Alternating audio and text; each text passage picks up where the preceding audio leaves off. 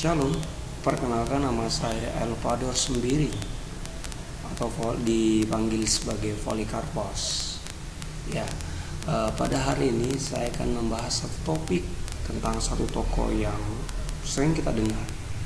Itu tokoh tersebut dia masih muda dan mengalahkan raksasa besar dan dia bernama Daud. Ya, saya akan membahas tentang Daud mengalahkan Goliat. Ya, firman Tuhan pada hari ini terambil dalam 1 Samuel pasal 17 ayat 40 sampai 58. 1 Samuel pasal 17 ayat 40 sampai 58. Ya, dalam cerita tersebut menceritakan bahwa Daud mengalahkan Goliat. Saya akan bacakan di ayat 40. Lalu Daud mengambil tongkatnya di tangannya, dipilihnya dari dasar sungai 5 batu yang licin dan ditaruhnya dalam kantung gembala yang dibawanya, yakni tempat batu-batu, sedang umbannya dipegangnya di tangan. Demikianlah ia mendekati orang Filistin itu. Orang Filistin itu kian dekat menghampiri Daud, dan di depannya orang yang membawa perisainya. Ketika orang Filistin itu menunjukkan pandangannya ke arah Daud serta melihat dia, dihinanya Daud itu karena ia masih muda, kemerah-merahan dan elok parasnya. Orang Filistin itu berkata kepada Daud, "Anjingkah aku, maka engkau mendatangi aku dengan tongkat?" Lalu demi para allahnya yang orang Filistin itu mengutuki Daud. Pula orang Filistin itu berkata kepada Daud, "Hadapilah aku, maka aku akan memberikan dagingmu kepada burung-burung di darat dan kepada binatang-binatang di padang." Ya, di sini nanti akan saya lanjutkan lagi dengan ayat 45 sampai 58. Tapi cerita tersebut menceritakan bahwa Allah hendak memakai Daud. Allah hendak memakai Daud. Makanya saya pada hari ini mengambil judul dari firman Tuhan saya ini adalah yaitu percaya pada Allah atau percaya pada Tuhan. Kita tahu bahwa di cerita tersebut ada raja Israel yang bernama Saul. Tapi pertanyaannya, kenapa orang Israel atau bisa dikatakan Raja Saul takut melawan orang Filistin sampai mereka sangat khawatir? Kalau kita baca di ayat sebelumnya, ayah Daud yang bernama Isai itu menyuruh Daud. Itu terambil dalam 1 Samuel pasal 17 ayat 17. Isai berkata kepada Daud anaknya, "Ambillah untuk kakak-kakakmu berti gandum ini seepa dan roti 10 ini." Ya, inilah latar belakang kenapa Daud bisa ke medan pertempuran. Kalau kita ketahui bahwa orang yang bisa sampai ke medan pertempuran adalah orang yang bisa dikatakan sudah dewasa, dan abang-abang Daud sudah ada di sana. Tapi pertanyaannya, kenapa Daud bisa sampai di medan pertempuran? Ini latar belakangnya, bahwa Isai menyuruh Daud untuk mengambilkan berti gandum dan memberikannya kepada abang-abangnya.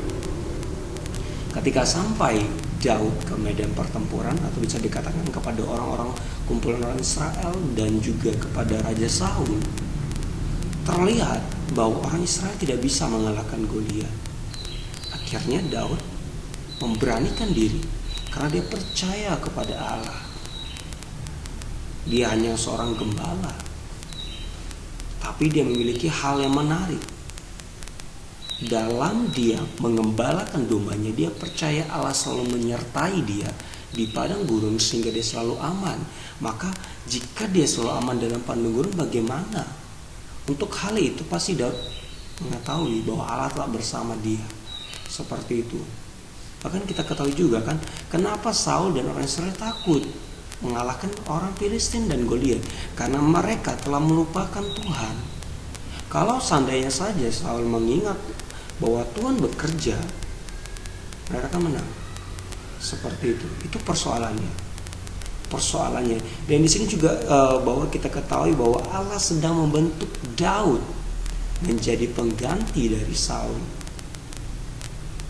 Dan kalau kita ketahui juga bahwa Daud adalah orang yang akan diurapi oleh Samuel, imam, atau bisa dikatakan hakim orang Israel. Seperti itu.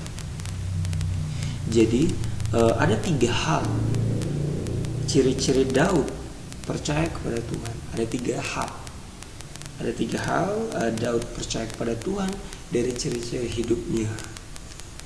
Yaitu yang pertama di ayat yang ke-40 yang sudah saya bacakan tadi. Lalu Daud mengambil tongkatnya, di tengahnya dipilihnya dari dasar sungai 5 batu yang licin dan ditaruhnya dalam kantung gembala yang dibawanya ini tempat batu-batu, sedang umbannya dipegang di tangannya. Demikianlah yang mendekati orang Filistin itu. Ya, di ayat 40 saya mengambil satu poin, yaitu bertindak bijaksana. Daud bertindak bijaksana. Dia bertindak bijaksana tapi berbeda dengan yang lain. Yang lain memegang tombak dan sebagainya. Tapi Daud kalau kita baca sini, dia hanya mengambil tongkat di tangannya, dipilihnya dari dasar sungai 5 batu yang licin. Ini kenapa Daud memikirkan bahwa media itu tidak terlalu penting. Yang terlalu penting adalah Tuhan. Media apapun juga bisa dibuat oleh Tuhan menjadi luar biasa. Sehingga Daud dia hanya mengambil 5 batu licin dari dasar sungai. Dan nanti dalam cerita terakhirnya ini akan mengalahkan Goliat. Tapi satu hal yang kita ketahui, bahwa Daud datang dengan nama Tuhan, bukan dengan tombak dan pedang, tapi dengan nama Tuhan, karena dia percaya. Dari kepercayaannya, ciri-ciri yang pertama, dia bijaksana. Bijaksana dalam mengambil keputusan. Terkadang dalam hidup kita mengambil keputusan, terkadang ada yang sangat sukar, ada yang mudah. Kalau perkara yang mudah mungkin sangat gampang, tapi bagaimana untuk keputusan yang sukar? Tapi Daud membuktikan, meskipun Saul dan orang Israel dalam kekhawatiran, tapi Daud membuktikan bijaksana lebih penting. Karena kebijaksanaan berarti takut pada Tuhan. Dia percaya pada Tuhan, dia takut pada Tuhan, sehingga dia melakukan hal yang menarik seperti itu. Tidak perlu hal yang sangat besar, karena Tuhan bisa bekerja dalam berbagai hal.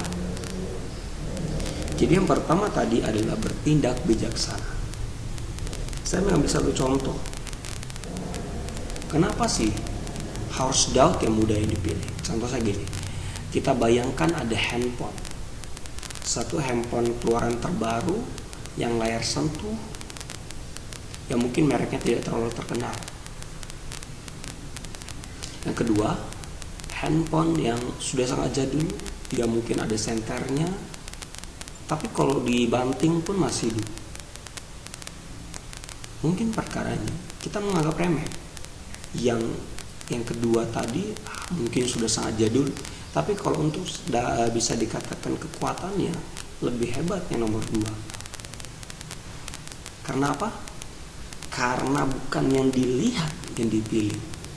Allah memilih Daud nanti pada akhirnya, karena Allah melihat hati.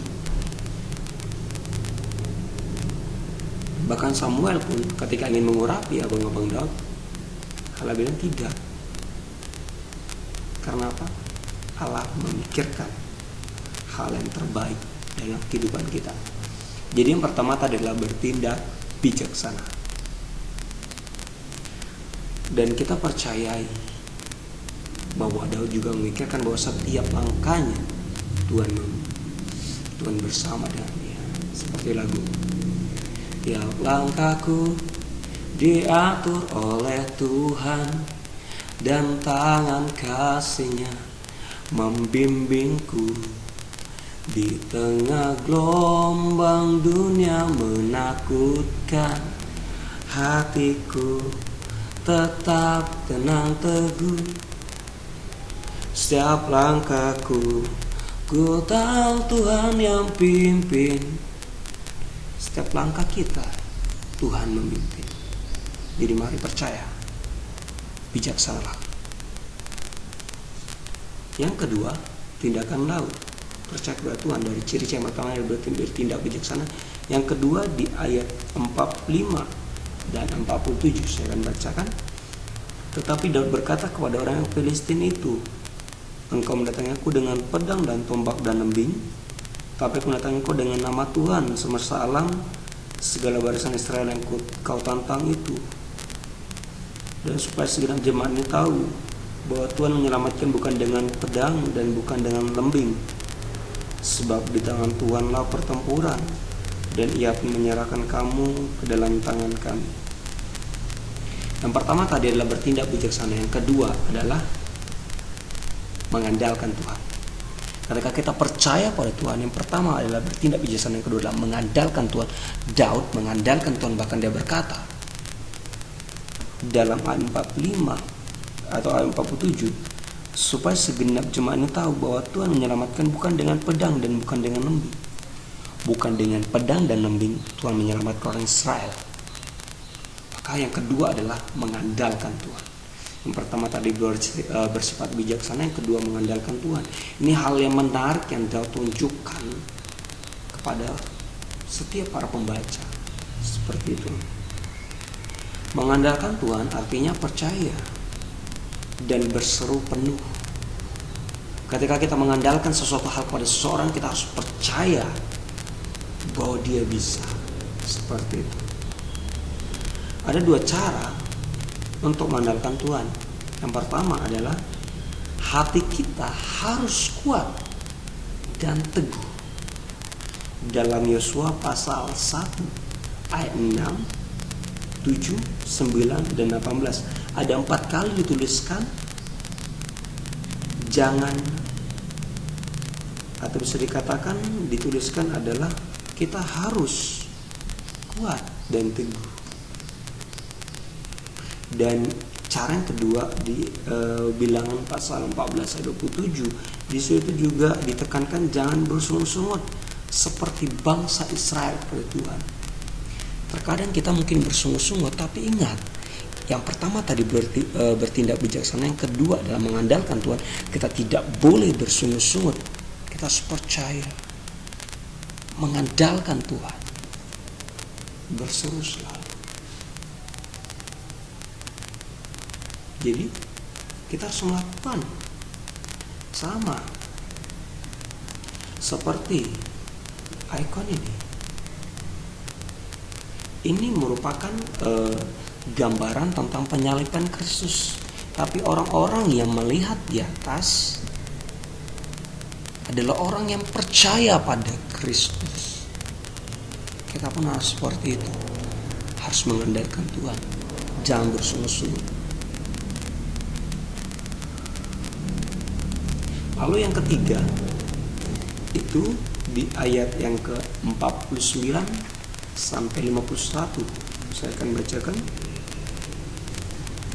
Ketika orang Filistin itu bergerak maju, ayat 49, lalu Daud memasukkan tangannya ke dalam kantungnya, dia menyala sebuah batu dari dalamnya, diumbannya, maka kenalah dahi orang Filistin itu sehingga batu itu terbenam dalam dahinya dan terjerumuslah ia dengan mukanya ke tanah. Demikian Daud mengalahkan orang Filistin itu dengan umban dan batu. Dia mengalahkan orang Filistin itu dan membunuhnya tanpa pedangnya di tangan. Daud berlari mendapatkan orang Filistin itu, lalu berlari berdiri di sebelahnya.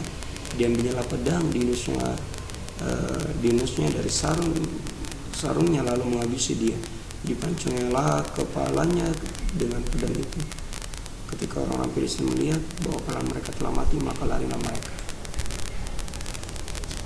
Yang ketiga, saya mengambil poin itu adalah berani bertindak. Berani bertindak. Yang pertama, kita bisa dikatakan ciri yang pertama adalah bijaksana, yang kedua mengandalkan Tuhan, yang ketiga adalah bertindak.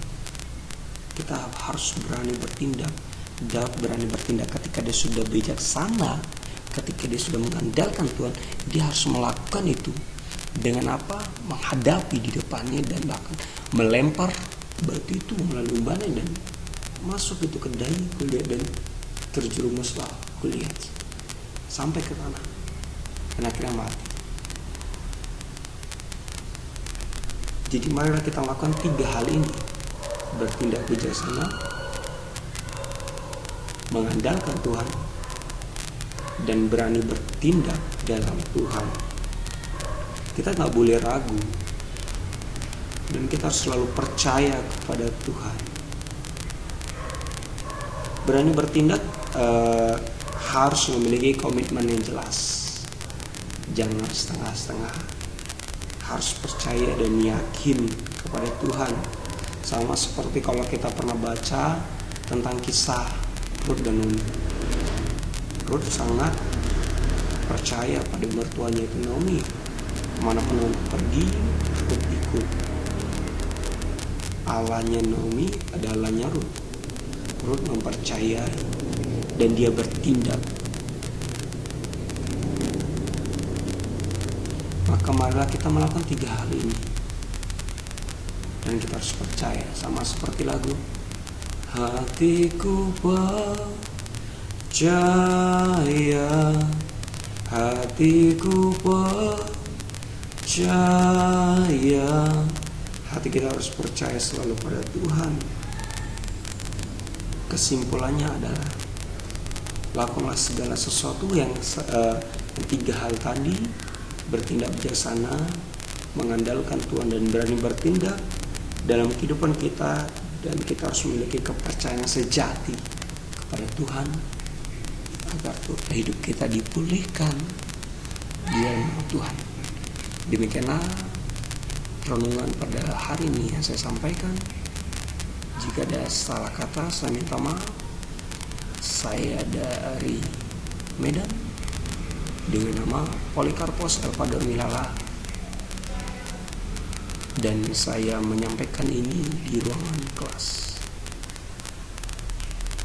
Terima kasih. Bisa jika ingin share atau juga ingin sharing kepada saya, bisa add Facebook saya di Polikarpos Elpador Milala. Polikarpos Elpador Milala. Terima kasih. Tuhan Yesus memberkati, dan sampai jumpa di video yang berikutnya.